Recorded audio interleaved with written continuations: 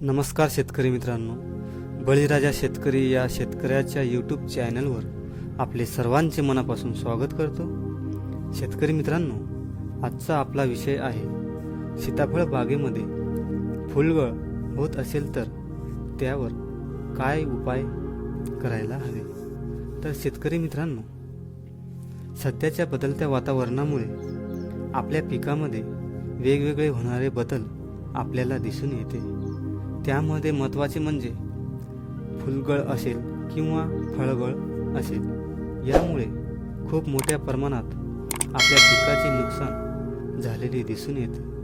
त्याच अनुषंगाने मित्रांनो, आज आपण बायर कंपनीचे प्लॅनोफिक्स या टॉनिकच्या PGR याविषयी थोडक्यात माहिती जाणून घेऊ। शेतकरी मित्रांनो, प्लॅनोफिक्स विषयी माहिती घेताना बायर कंपनीचे प्लॅनोफिक्स यामध्ये घटक बघितले तर अल्फा नेप्थिक ॲसिटिक ॲसिड, जे की 4.5 SL फॉर्म्युलेशनमध्ये आपणाला मिळते। मित्रांनो, जर आपण प्लॅनोफिक्सच्या मोड ऑफ ॲक्शनचा जर विचार केला, ज्यावेळेस प्लॅनोफिक्स जेव्हा वनस्पतीवर फवारले जाते तेव्हा तयार होणारा एथिलीन वायू दाबून ॲब्सिसिशन लेअर तयार होण्यास प्रतिबंध करते। म्हणजेच काय मित्रांनो, आपण आपल्या भाषेत बघितले तर स्प्रे केल्यानंतर ज्या वेळेस स्प्रे करतो त्यावेळेस फुलांचा जो देठ असतो त्यावर मजबूत असा कणकर लेअर तयार होतो। त्यामुळे फुलांची कळ्यांची गळ होत नाही। म्हणजेच ज्या वेळेस आपण स्प्रे करतो त्यावेळी फुलगळ होत नाही। प्लॅनोफिक्स स्प्रेमुळे म्हणजे जो इथिलीन जो गॅस आहे तो त्या ठिकाणी दाबला जातो। शेतकरी मित्रांनो, त्यामुळे काय होते, कळी असेल, फूल असेल असे जास्त निघण्यास आपल्याला फायदा होतो आणि जी गळ आहे ती त्या ठिकाणी थांबली जाते। काही वेळेस पिकांवर जैविक अजैविक जो ताण आलेला असतो पिकांवर, त्यामुळे सुद्धा फुलगळ झालेली दिसून येते। जैविक ताण म्हणजे मित्रांनो, पावसाळ्यामध्ये जास्त पाऊस पडला किंवा कमी प्रमाणात पाऊस पडला, उन्हाळ्यात आपल्या पिकाला पाण्यासाठी ओढ बसली असेल, त्यावेळेस आपल्याला जैविक ताण बसून येते। त्यावेळेस सुद्धा फुलगळ फळगळ होते। त्यावेळी आपली पिके मजबूत राहत नाही। तसेच मित्रांनो, अजैविक ताण म्हणजे जास्त प्रमाणात जर आपण बुरशीनाशक व कीटकनाशक स्प्रे घेतल्यानंतर पिके जास्त स्ट्रेसमध्ये जातात, त्यावेळेस सुद्धा अशा प्रकारचे आपल्याला तोटा झालेला दिसून येतो। प्लॅनोफिक्स एक लॅबमध्ये तयार केलेले टॉनिक आहे, PGR आहे। प्लॅनोफिक्समुळे मुळांची संख्या सुद्धा वाढताना दिसून येते।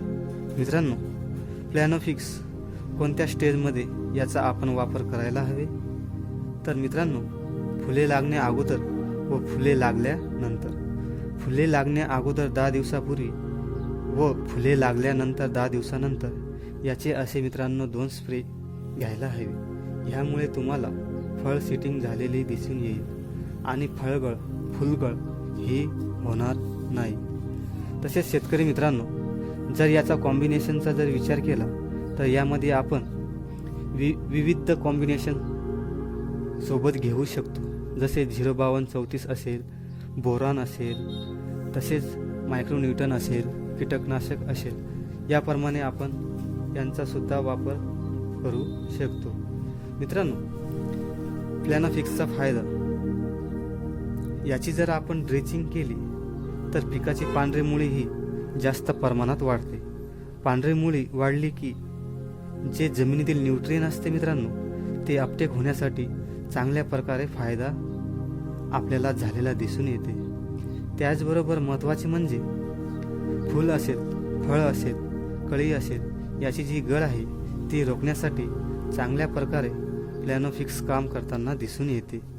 स्प्रे केल्यानंतर फांद्या असतील, काड्या असतील, हे मजबूत झालेल्या आपल्याला दिसून येते। मित्रांनो, स्प्रे करताना किंवा ड्रेचिंग करताना जमीन ही ओली असणे हे खूप महत्त्वाचे आहे। जर जमिनीमध्ये ओलावा नसेल व आपण याचा स्प्रे केला तर फुलगळ फळगळ पण होऊ शकते. हा खूप महत्त्वाचा पॉईंट आहे मित्रांनो. त्यासाठी जमिनीमध्ये ओलावा असणे हे खूप महत्त्वाचे असते.